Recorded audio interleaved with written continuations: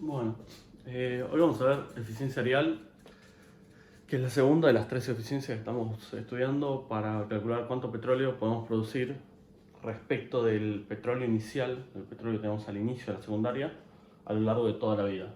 ¿Sí? Lo que estamos diciendo es esto. Tenemos un POIS al inicio de la secundaria que lo multiplicamos por tres eficiencias. Una microscópica y dos macroscópicas. ¿Sí? Petróleo de secundaria, digamos. Esta es la que ya acabamos de ver, ahora vamos a ver estas dos. La eficiencia real, a diferencia de la de desplazamiento, tiene un modelo que es mucho más empírico, está basado en correlaciones, no tiene todo el tratamiento teórico que tiene la de desplazamiento.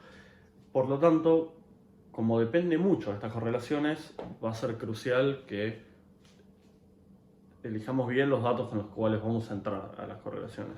Medio que eso termina siendo todo. Así que vamos a ir viendo cuáles son las variables que le afectan y cómo se calcula. Bueno, la definición de eficiencia real es la que vimos en la primera clase, que es vista en planta.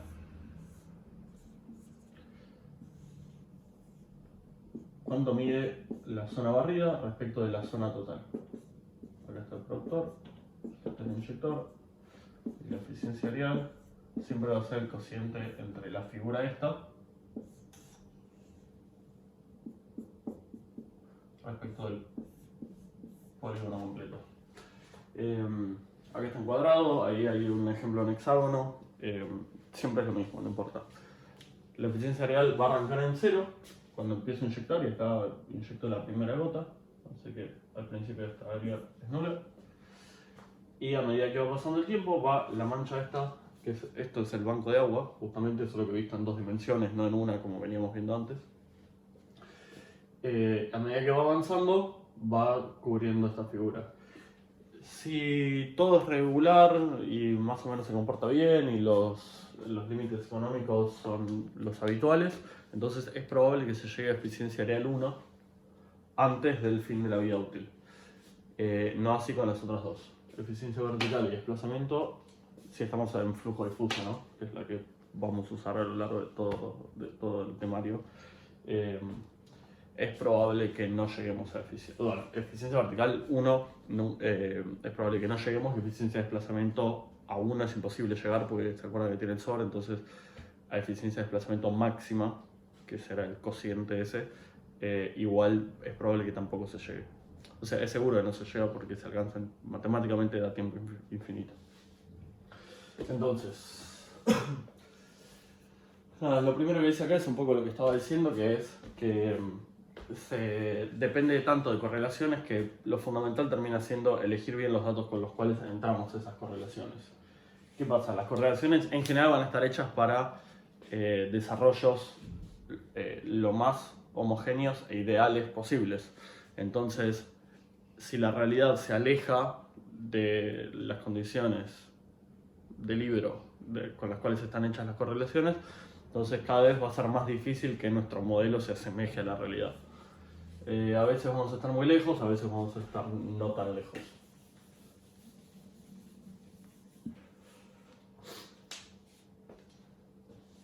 Bueno, en sí la eficiencia real depende de muchas variables, pero hay algunas que van a ser más importantes que otras.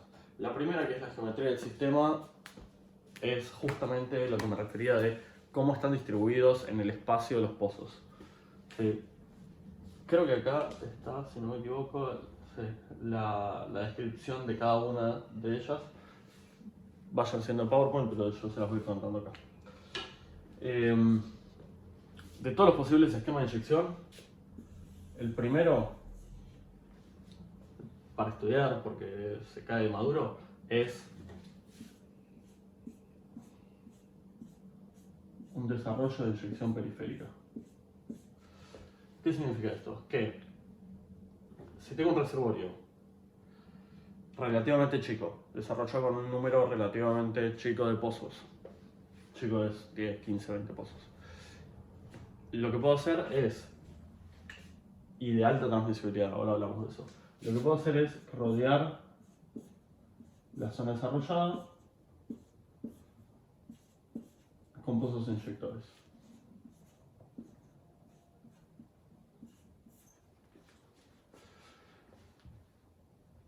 ¿Qué va a hacer esto? O sea, cuando puedo hacer esto, cierra por todos lados. Voy a hacer que, supongamos que esta línea es el contacto agua-petróleo.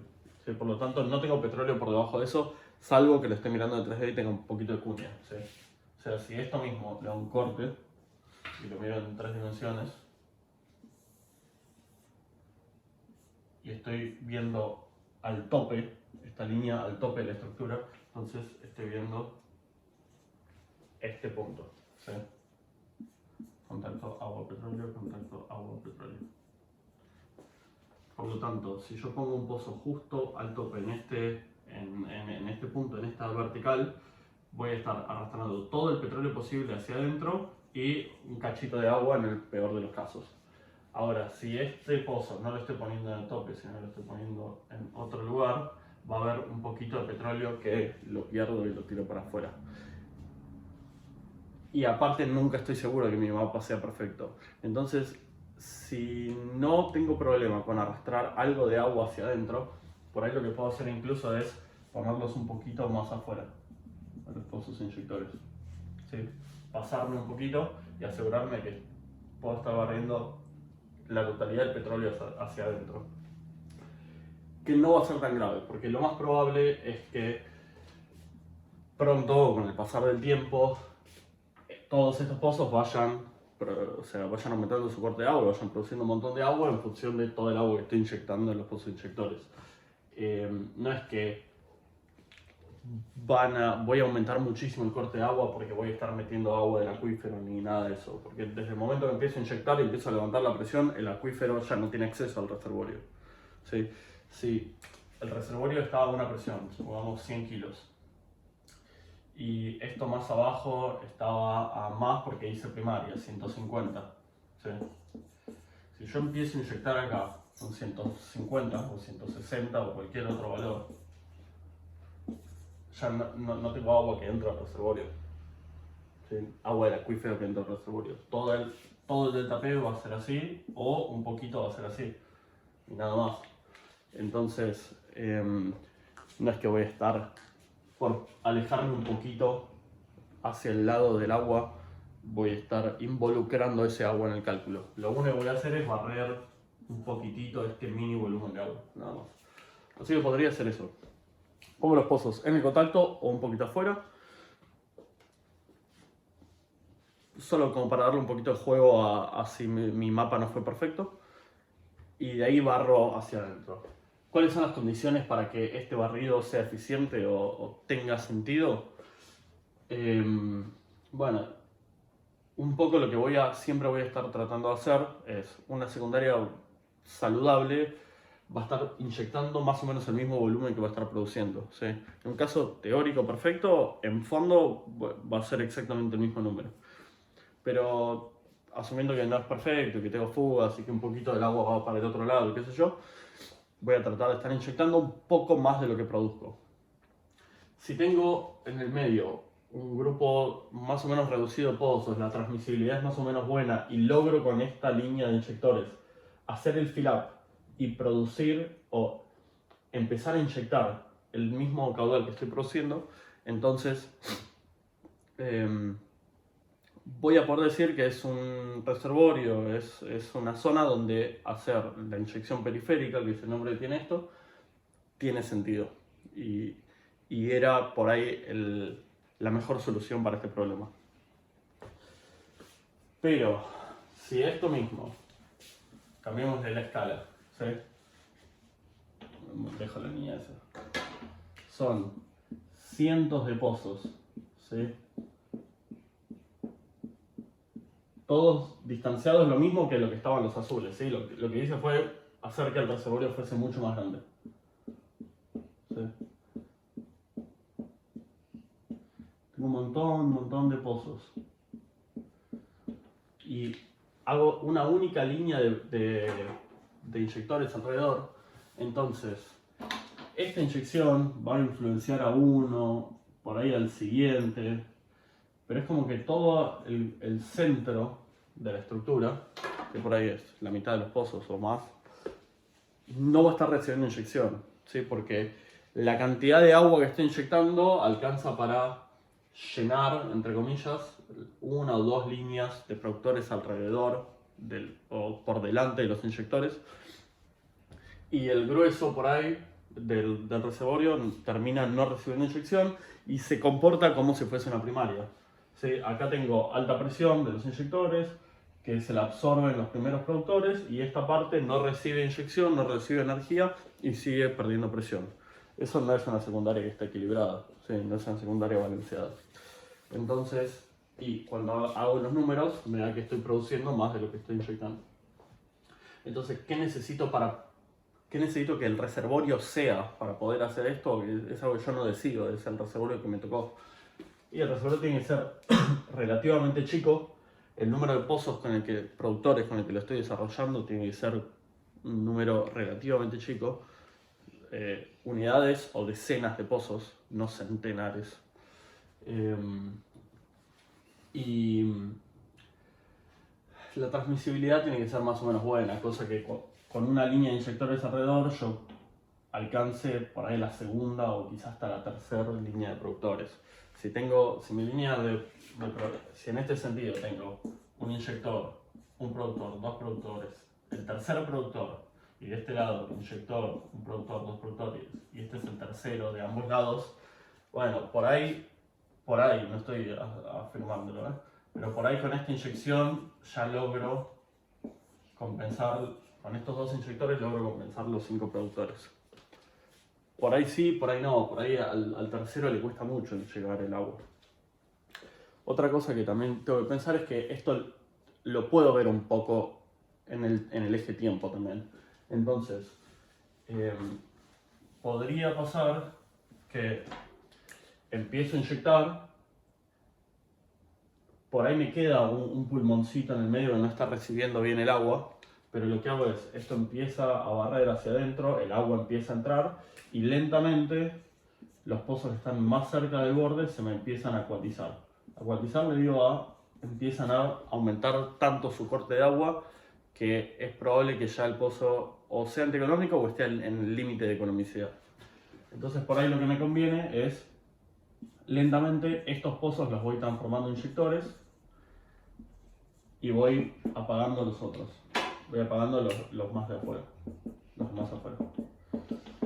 Entonces, como que le voy haciendo un sanguchito al reservorio y de a poquito voy creciendo con las inyecciones y acercándome al medio hasta que termino de barrar todo. ¿Sí? Eso también se puede calcular y se puede hacer con balance y de forma geométrica también vale. Pero bueno, de nuevo, estamos hablando de algo relativamente chico. ¿Qué pasa cuando mi extensión son kilómetros y kilómetros cuadrados y tengo miles de pozos? Bueno, obviamente esto ya no aplica, ¿no? Entonces tengo que encontrar otra forma de hacerlo. La forma de hacerlo, en vez de hacer una inyección periférica, va a ser hacer una inyección de mallas. O sea, hacer pequeños elementos de barrido que cada inyector tenga un par de productores y cada inyector tenga un par de productores y estén distribuidos en el espacio, mezcla de productores con inyectores. De esas, digamos, la que vamos a hablar primero solo porque no nos queda otra, es la irregular. Una distribución irregular de productores e inyectores. ¿Por qué querríamos una distribución irregular de productores e inyectores en el espacio? Por ningún motivo. Solo vamos a tener que lidiar con esto si los pozos se pusieron en primaria, para primaria con otro criterio, sin tener en mente o sin prever que en algún momento se iba a hacer una secundaria. Sí, o porque los pozos son muy viejos y ni existía la secundaria en el momento que se hicieron, o porque, no se creía que se iba a llegar a hacer una secundaria y finalmente pasó. Entonces, lo que tenemos es un desparramo de pozos productores a los que tenemos que transformar, de productores de primaria, que tenemos que transformar en una secundaria. ¿Cómo vamos a hacer eso? Bueno, o convertimos productores a pozos inyectores de tal forma de que los polígonos que se terminan formando queden lo más prolijos posibles. ¿Sí? Voy a tirar pozos al azar. Supónganse que todos estos son productores. No me quedó tan desprolijo, pero bueno, sí. Supónganse que todos estos son pozos productores. Y quiero hacer un arreglo, una distribución de productores e inyectores lo más prolija posible. Bueno, voy a tener problemas, ¿sí? Una de las cosas que tengo que decidir, que lo vemos ahora en un segundito, es si quiero que sean, si quiero que la distribución, o cuál quiero que sea la proporción de pozos productores respecto a pozos inyectores. Ahora lo vemos bien, pero supónganse que voy a tratar de hacer cuadrados, ¿sí? Que en las esquinas tengo productores y en el medio tengo inyectores. Entonces digo, bueno, a ver, este podría ser una especie de cuadrado y este es un inyector. Y este podría ser otro, y acá tengo un inyector. Acá esta zona me está quedando vacía, entonces por ahí ni voy a poder hacer un cuadrado. Acá voy a tener que hacer algo así, y acá voy a tener que perforar un pozo inyector. Acá estos los convertí. Acá perforo uno. Acá puedo hacer así y convertir este, y este también convertirlo y barrer a estos tres. Y acá me queda uno vacío, pero porque por ahí no tengo mapa, así que esto vale. Acá me queda un pentágono. Y acá puedo hacer así.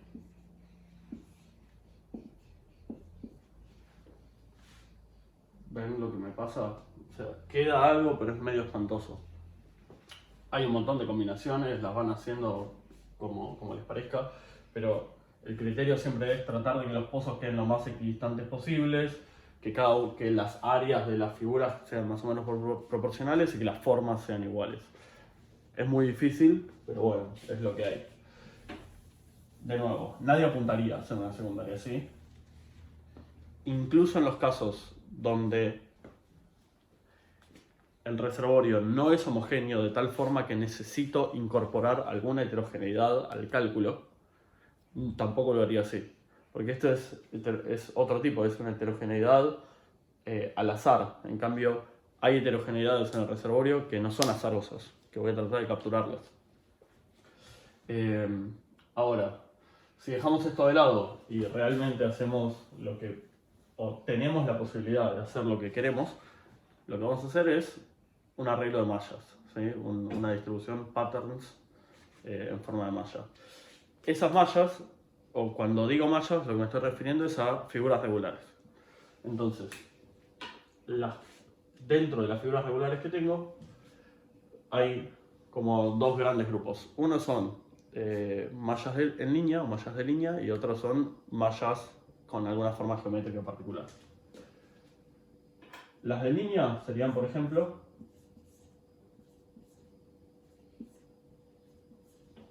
tengo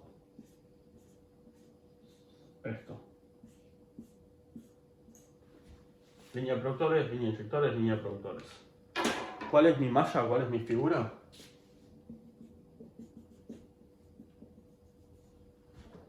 Esta para cada una. Supónganse que el dibujo me sale bien y son todas idénticas. ¿Sí? Un arreglo de malla. Perfecto. Este es uno de los posibles arreglos geométricos. Como todos, va a aplicar mejor en algunos casos que en otros, ahora los vamos a ir viendo. Pero esto, o sea, si uno tiene el reservorio perforado de esta forma, lo más probable es que haya previsto que en algún momento iba a ser una secundaria, ¿sí? Porque es raro haber hecho pozos de primaria de esta forma. Esto se llama línea directa.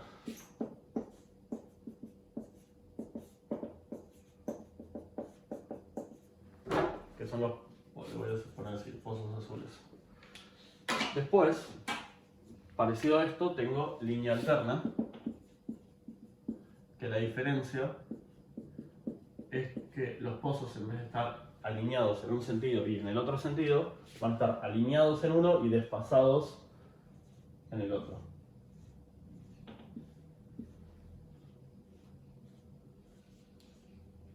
¿sí?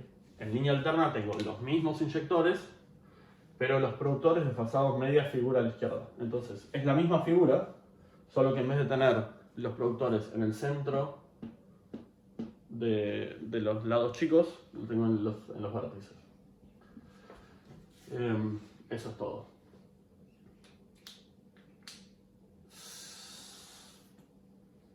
Ambas líneas, directa como alterna, están definidas, o la forma de este polígono va a estar definida por cuánto mide este lado y cuánto mide este lado. A veces se usa la totalidad, o a veces se usa solo la distancia del inyector al productor. Cosa de decir, la distancia productor-productor es esta, o esta, que es lo mismo, ¿sí? Y la distancia inyector-productor es esta. Porque si acá pongo la distancia productor-productor en el otro sentido, puede traer complicaciones, entonces es más fácil decirle inyector-productor. Depende de las correlaciones, tienen siglas propias. Creo que esta es D y esta, o tiene nombre propio, D y A, ahora lo vemos. Sí. A y D. Pero es solo esta correlación. Hay infinitas correlaciones y ese nombre no es ubicuo, no está en todos lados. Bueno, ahora, en inglés directa es direct y alterna es staggered, ¿sí? Alternada o desfasada. Bueno, ahora, sí. Esto solo como ejemplo para que lo veamos. Si esta distancia A, o sea, la distancia entre los pozos productores, es el doble que D, o sea, si esto se acerca de tal forma que dos Ds suman un A, este rectángulo se transforma en un cuadrado. Ese cuadrado solo la alterna vale lo que estoy diciendo, ¿no? Porque la otra estarían acá los productores. Ese cuadrado es una de las figuras geométricas que vamos a ver. Entonces, no importa la correlación que estemos usando, en la posición o cuando esta figura tengo las proporciones entre D y A que me forman un cuadrado, que me transforman el rectángulo en un cuadrado, entonces los valores de las correlaciones para esto y para esta deberían coincidir. ¿Sí? Las correlaciones que estoy usando son consistentes. Entonces ese es un chequeo que puedo hacer. Por ejemplo, en este caso, una variable que estamos viendo ahí, que es la eficiencia real al momento del breakthrough, o sea, cuánto mide el banco de agua en el momento que toca el pozo productor por primera vez, para un D sobre A igual a 2, me está dando, un D sobre A igual a 0,5, o sea, esta es la mitad que esa. Para línea alterna me da más o menos 0,70 y pico, ¿sí? No sé, supongo que es 0,72. ¿Sí? Hay un par de aclaraciones extras que tienen estas correlaciones que todavía no las mencioné, pero que la vamos a comparar contra otra que debería comportarse igual. Acordémonos nomás. Sería para un D sobre A igual a 0,5. Después chequeamos a ver si más o menos da lo mismo. Son correlaciones, o sea que nunca va a dar perfecto, pero debería dar similar, bastante similar. Y después los que tenemos ya son los arreglos geométricos. Bueno, acá no lo hice, ¿no? Pero la alterna era la de abajo. Después tenemos los arreglos geométricos.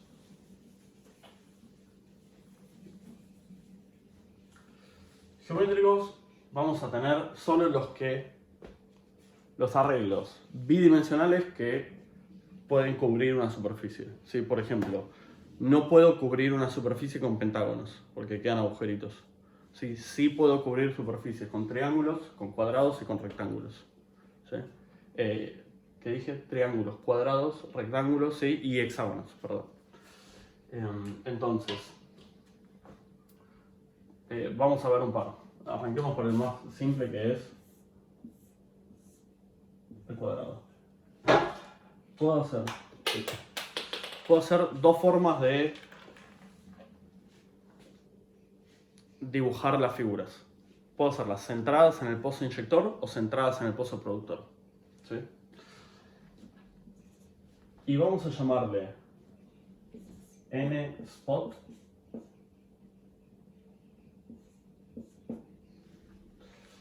a la figura que tiene N pozos y está centrada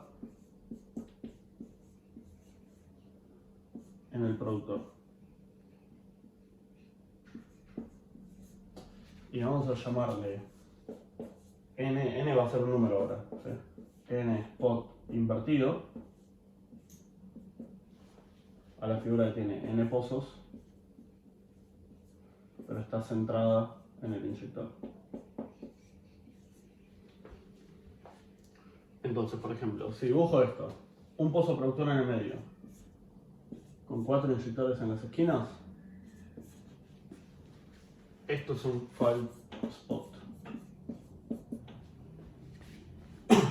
universal. En todos los lugares del mundo, un 5 spot es un 5 spot. Misma figura, pero centrada en el pozo inyector.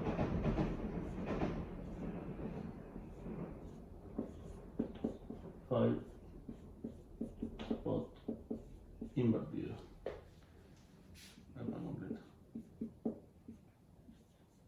O inverted 5 spot. Ahora, la gracia de los desarrollos geométricos, regulares geométricos, es que cubren una gran superficie y toda esa superficie está desarrollada de la misma manera y el efecto de borde que tenemos es mínimo. Por lo tanto, al lado de estas figuras va a haber otras figuras iguales. ¿Sí?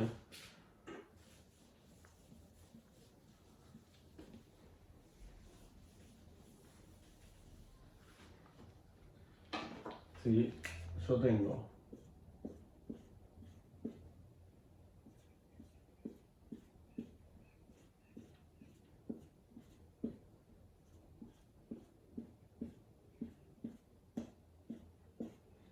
esto y los del medio son inyectores,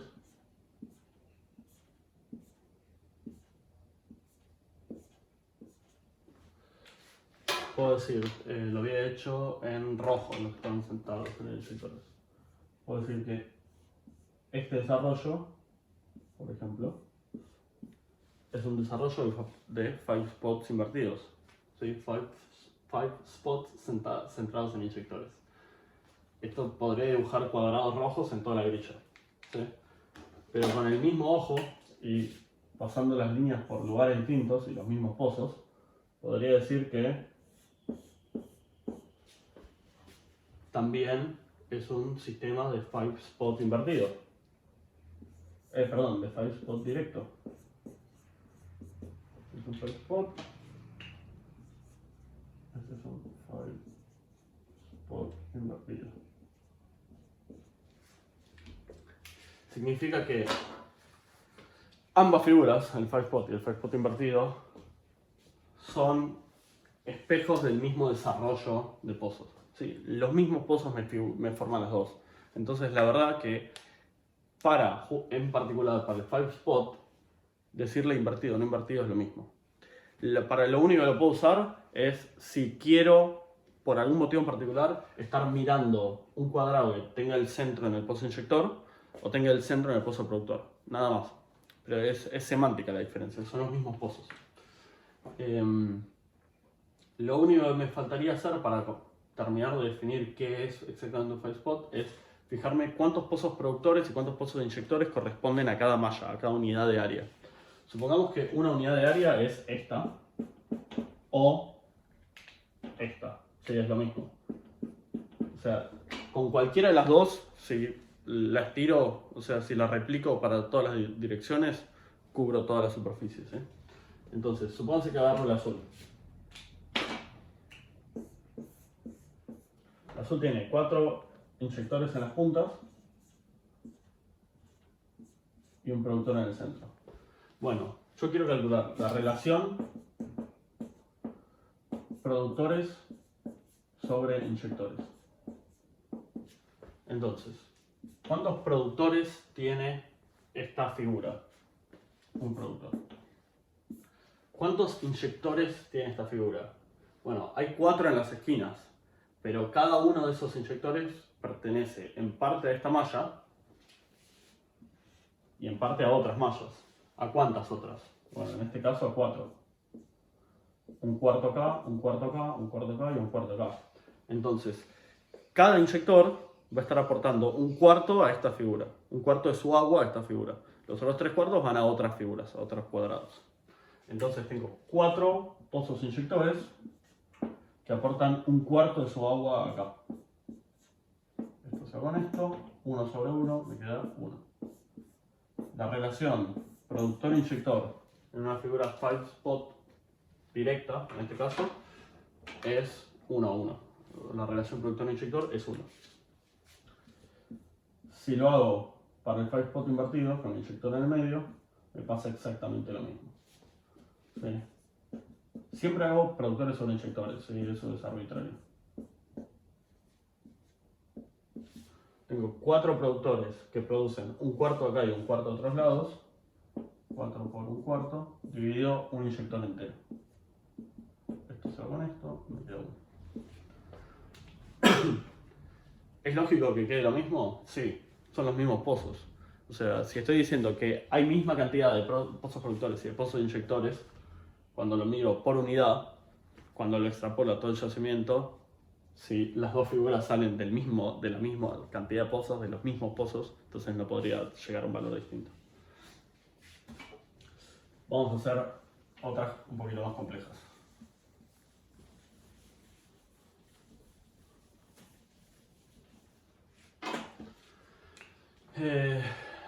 Bueno, esta me va a ser más difícil dibujarla.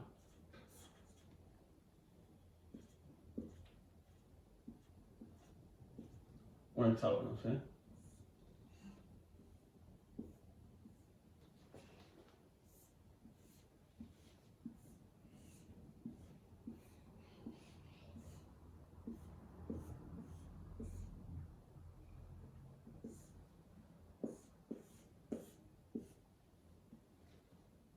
Bueno, ya se entiende la idea.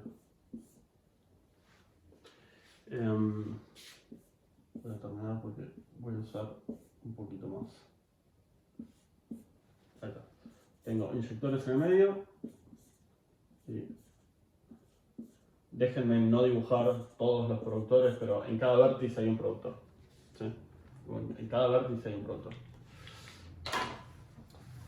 Si están centradas en pozos de inyectores, como es esto que está pasando acá, entonces lo que estoy viendo es cada figura tiene 6 vértices y un inyector. Esto es, lo hago en negro, un 7 spot invertido. Invertido pues está centrado en el inyector, ¿sí? Ahora, esto significa que cada inyector está centrado en un hexágono y ese hexágono tiene 6 vértices con pozos productores. Ahora, cada uno de esos pozos productores, voy a seguir en negro, aporta a cuántas mallas. Un tercio acá, un tercio acá y un tercio acá. Entonces, si quiero hacer la relación productores sobre inyectores, ¿qué tengo? Bueno, tengo 6 pozos, 6 productores que aportan un tercio a cada malla. Y hay en el denominador un inyector, que es el medio. Esto se va con esto, me quedan 2, esto me da 2. Entonces, esto significa que tengo en este arreglo el doble número, el doble de productores por cada pozo inyector. Cuando antes, en el 5-spot, tenía un productor por cada inyector. Entonces, en un caso donde tengo 1000 pozos, si están desarrollados de forma 5-spot, tengo 500 productores y 500 inyectores. En este caso, si tengo 1000 pozos y tengo 2 a 1, voy a tener 666 productores, 667 productores y 333 inyectores. ¿Sí? Es la relación entre cuántos pozos productores y cuántos inyectores tengo. ¿Cuál tengo que elegir de las dos? Bueno, depende cuál sea mi capacidad de producir, ¿sí? Cuál sea mi índice de productividad de los pozos y mi capacidad de inyectar, cuánto sea la inyectividad de los pozos. Porque el resultado al cual yo quiero llegar es tener balanceado y estar produciendo tanto como estoy inyectando. Estar inyectando el mismo caudal que produzco. Entonces, si logro inyectar el mismo volumen que estoy produciendo con menos pozos inyectores, es mejor, porque es más barato, porque el pozo inyector me cuesta plata, cuesta inyección, cuesta todo. Si logro hacerlo con menor inversión inicial, mejor. Ni hablar que me quedan 660 productores en vez de 500. Pero no necesariamente va a depender de mí. Un poco por ahí lo puedo mejorar haciendo ¿se acuerdan lo que les dije en la primera clase de esto?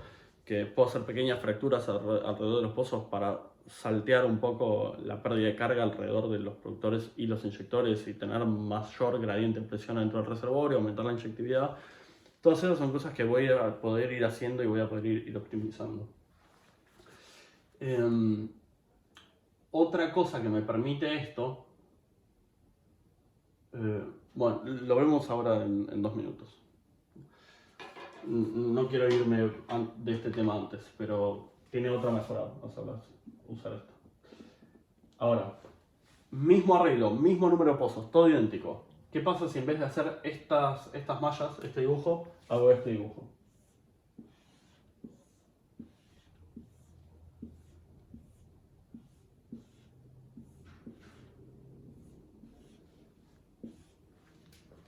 Bueno, lo que estoy viendo ahora son figuras triangulares centradas en pozos productores que tienen 3 inyectores en las puntas. Esto que estoy viendo acá es un 4-spot directo, ¿sí? Porque está centrado en el pozo productor. Si calculo la relación productores-inyectores de esto, antes de calcularlo no me interesa, sé que me tiene que dar lo mismo. Porque si este es todo mi reservorio, la relación productores contra inyectores, no importa cómo dibuje yo la figura, tengo que llegar al mismo valor. Porque la cantidad de productores y la cantidad de inyectores que hay acá es un número que es fijo, es un cociente conocido, que es 2. Entonces, pensémoslo, pero sabiendo que tiene que dar 2, haga lo que haga. Relación productores sobre inyectores. Bueno, ¿cuántos productores tiene cada triángulo? 1, el del medio. ¿Cuántos inyectores tiene? Miremos este de acá. Tiene 3 esquinas y cada esquina tiene un inyector que le da 1/6 a cada malla, porque cada inyector se toca con 6 triángulos. Entonces tengo 3 esquinas que le dan 1/6 a cada triángulo. 3 esquinas por 1/6 a cada triángulo. Esto se me da con esto, me queda 2. El 2 pasa multiplicando. ¿Sí? O 1 sobre 1/2.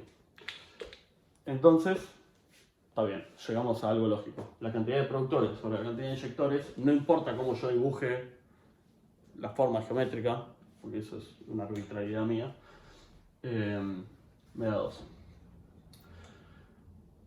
Exactamente igual pasaría si lo hiciese con un 4-spot invertido o un 7-spot directo. ¿Sí? Es esta misma imagen, pero en los vértices tengo inyectores y en los centros tengo productores.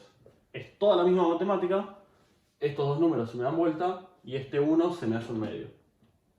¿Sí? Entonces, el 7-spot directo o 4-spot invertido son hexágonos que tienen inyectores en las puntas, productores en el medio, y la relación productor-inyector me da un medio. Eso significa que tengo 330 productores y 660 inyectores. Que son 6 de las, o sea, ya vimos 6 de las 8 figuras que hay acá. La última, o las últimas 2, perdón, son muy diferentes, son muy parecidas en realidad entre sí, pero tienen funciones muy distintas. Tienen utilidades muy distintas.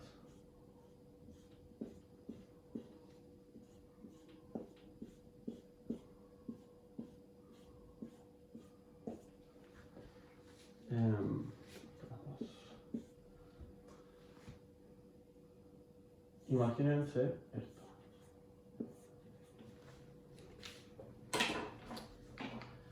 esto es formar esta figura. O estas figuras. A ver, pensemos un segundo. Primero, tiene 9 pozos cada figura. O sea que son 9 spots. Y los centré en un pozo inyector, por lo tanto es un 9 spot inverso. ¿Cuál es la relación productor-inyectores de la figura?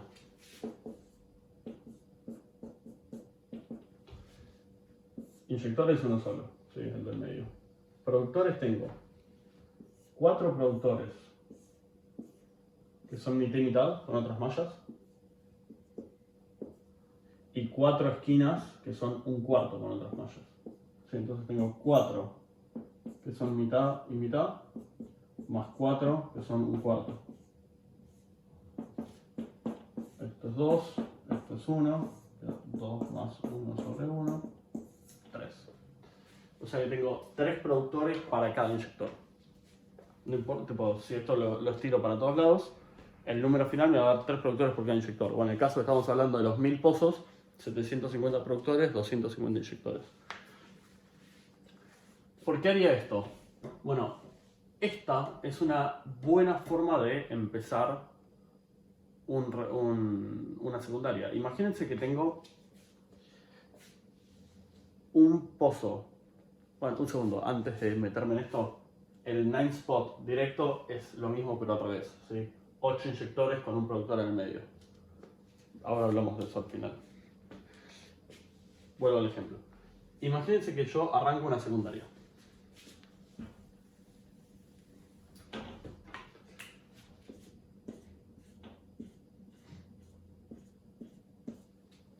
Había hecho una primaria, o no, es indistinto, y quiero empezar una secundaria y no estoy del todo convencido, no estoy del todo seguro cuál es la heterogeneidad areal que hay en mi reservorio. Por lo tanto, si yo empiezo a inyectar agua, no estoy seguro a priori para dónde se va a mover o si va a tener alguna dirección preferencial. Entonces, lo que puedo hacer es empezar a inyectar en el medio. ¿Qué puede hacer ese agua?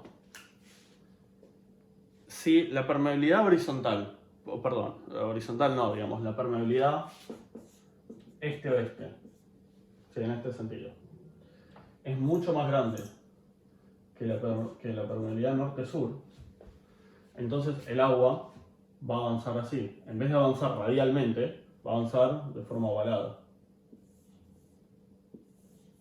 Sí, va a avanzar más rápido en el sentido este-oeste que en el sentido norte-sur. Sí, es inevitable. Por lo tanto, estos pozos van a estar produciendo casi petróleo puro. Sí, supónganse que venían produciendo petróleo seco. Y de golpe, este y este van a empezar a recibir agua. Ese es un dato que no tenía. Sí, es una información nueva. Entonces, ¿cómo capturo esa información para mejorar mi eficiencia, para mejorar mi barrido? Bueno, lo que tengo que pensar es, lo que necesito es que el agua avance también en el otro sentido, ¿sí? Para barrer esta porción del reservorio que si no, no estaría barriendo. Entonces, ¿cómo fuerzo al agua a barrer en ese sentido? La única forma que tengo de hacer es hacer que este sentido sea imposible, ¿sí? Tengo que eliminarle ese sentido de flujo. Entonces, yo estoy inyectando acá, ¿sí? Tengo 8 puntos de alta presión con un punto, perdón, de baja presión, los 8 productores, con un punto de alta presión en el centro. Cuando empecé a inyectar, se movió para acá porque los 8 tenían la misma presión, eran equipotenciales, pero la permeabilidad era más alta en este sentido.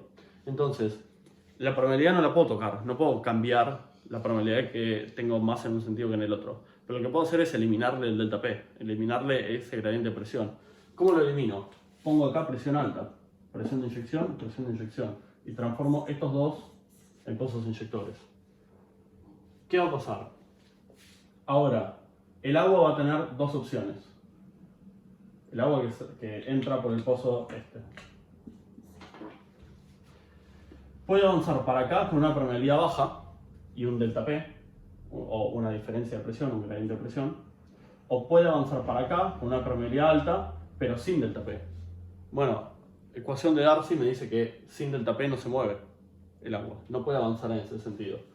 ¿Por qué? Porque esto está presionando para acá y esto está presionando para acá. Entonces, toda esta línea, que está llena de agua ya, porque la barrí la primera vez, ahora aparte de estar llena de agua, está a alta presión.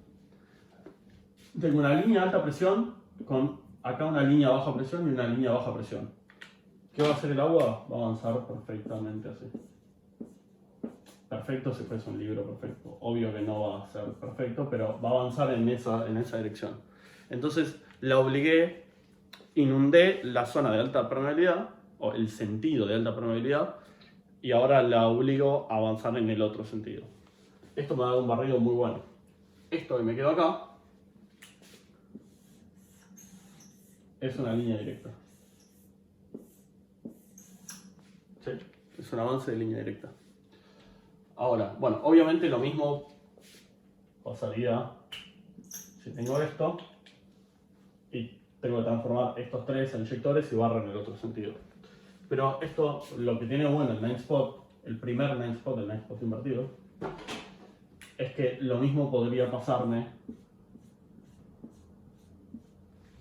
si la permeabilidad, por ejemplo, noroeste, sudeste, es más grande que la otra, sí, que el noreste, sudoeste. ¿Qué va a pasar? Empiezo a inyectar acá y el agua aparece acá y aparece acá. ¿Cómo transformo esto a mi favor? La mecánica es la misma que antes. Este es el inyector y este es el inyector. Bueno, ¿y a qué figura llego?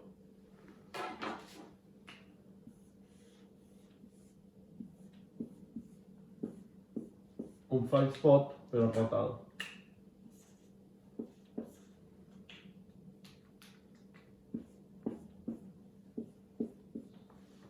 ¿Sí?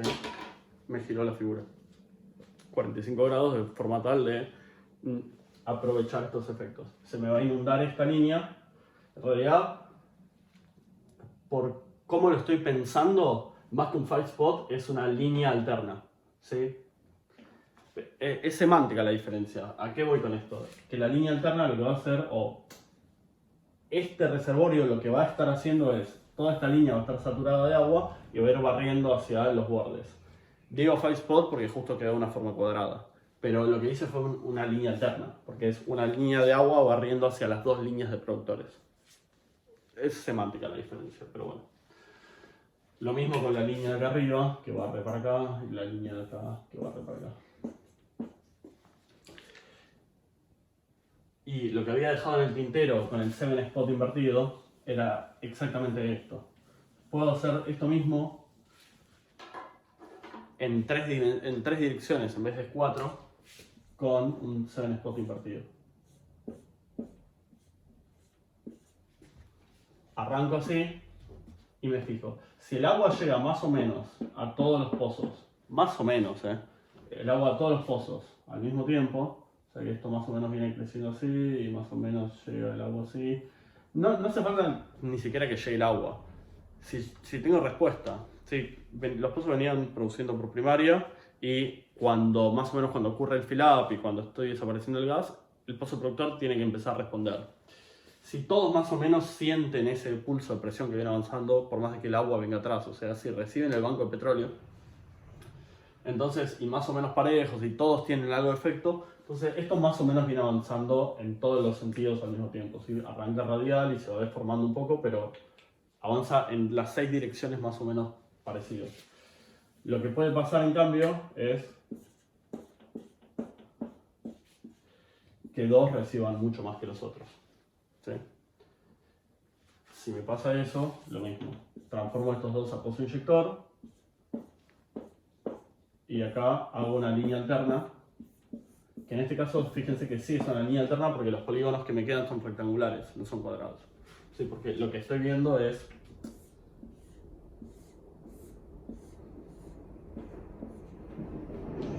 lo que me queda, perdón, es esta parte del utilizarlo. Y esta esquina se transforma en el centro del siguiente. Entonces, incluso aunque no tenga clarísimo cuál va a ser el comportamiento real de mi reservorio, lo que puedo hacer es armar mis mallas de forma tal que cuando empiezo a inyectar y hago los primeros pilotos de inyección, que es, no transformo 300 inyectores de una. Pruebo el primero, y después 3, y después 7, y después 15, y así voy avanzando.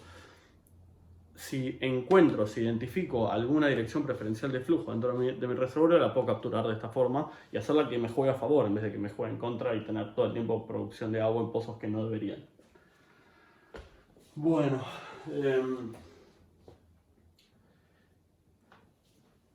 esto es medio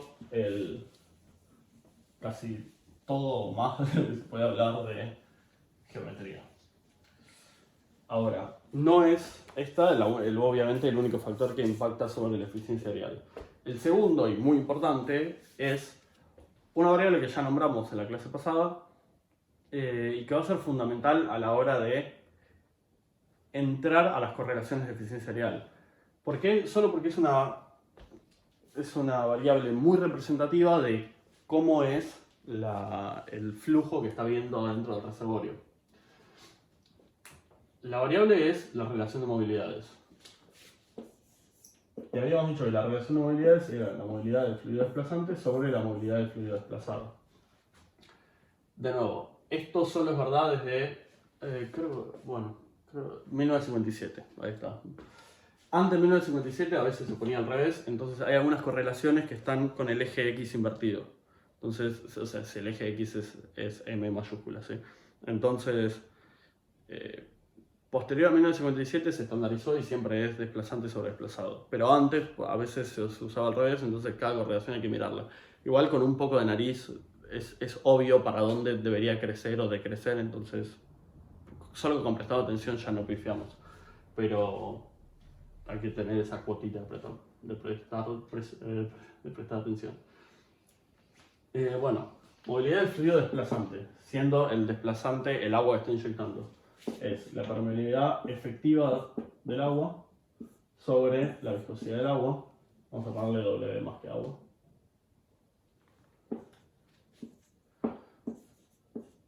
Por la viscosidad del petróleo sobre la permeabilidad efectiva del petróleo. Habíamos dicho que las efectivas eran la absoluta por la relativa al agua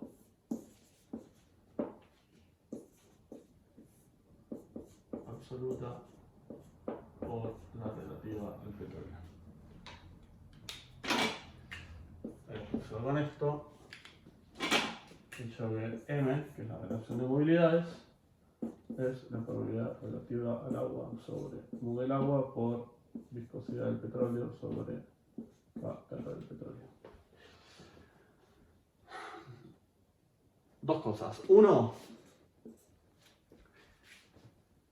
es fácil confundirse y poner esto al revés si no lo conocemos o si no lo usamos tanto para el trabajo. Pero hay una forma casi inequívoca de pensarlo para nunca más confundirse, que es la siguiente. Permeabilidades relativas. ¿Sí? Pensémoslas un segundo. Imagínense la roca más hidrófila de su vida. KRW bajito, 0,1, 0,2, KRO 1, que KRO máximo. O sea, las dos están adimensionalizadas, entonces la máxima puede ser 1, pero podría no ser 1. Esta podría ser 10 y esta 2, es lo mismo, el cociente da lo mismo. Entonces, KRW sobre KRO, esto puede ser, no sé, un quinto, ¿sí? O 0,2. Por ejemplo. Viscosidad del agua. Bueno, la viscosidad del agua pura en condiciones de superficie es 1. La viscosidad de agua con sal, por ahí algo gas disuelto en un reservorio con temperatura de reservorio, que es clave la temperatura, me va a dar probablemente una viscosidad al agua más baja, 0,6, 0,7, 0,8, pero por ahí. Supongamos 0,8, si me quedan números redondos. O no sé, 0,8. Entonces, lo que estoy teniendo acá es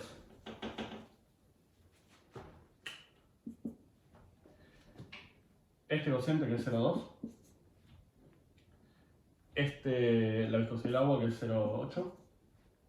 Esto se me con esto me queda. Bueno, todavía no lo mato. Por mu. Ahora si cancelo esto me queda la viscosidad del petróleo sobre 4. ¿Cuáles son los posibles valores de M? Y esto es algo que un poco se lo tiene que saber de memoria, entre comillas, pero es una pavada. O sea, no es que es algo que es difícil saber de memoria. El M puede ir, el M indistinto, cuando los dos fluidos tienen la misma movilidad, es 1. ¿Sí? Entonces el M puede ser menor a 1 o mayor a 1, o 1. Menor a 1, ¿cuánto puede ser?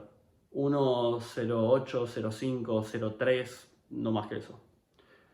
Mayor a 1 puede ser 10, 300 o 1000. ¿Sí? Entonces, ¿cuánto tiene que ser el M? La viscosidad del petróleo para que el M sea chico. Bueno, ponerle una viscosidad de petróleo de 1, en este caso, vamos a hacer una viscosidad de petróleo de 1, me daría un M de 0,25. ¿Cuánto puede ser la viscosidad de petróleo? Un petróleo muy viscoso y pesado, con nada, súper viscoso, somero y frío y todo mal. 1000 o más sobre 4 me da un M de 250. Esto solo me pasa si puse bien esto. Si puse esto al revés, entonces me queda 4 sobre 1, me daría, cuando lo hago mal, me daría 4. Y cuando lo hago mal, me daría 4 sobre 1000, me daría, bueno, no sé, 0,004. ¿Sí? Esto es una inconsistencia, esto no puede pasar nunca.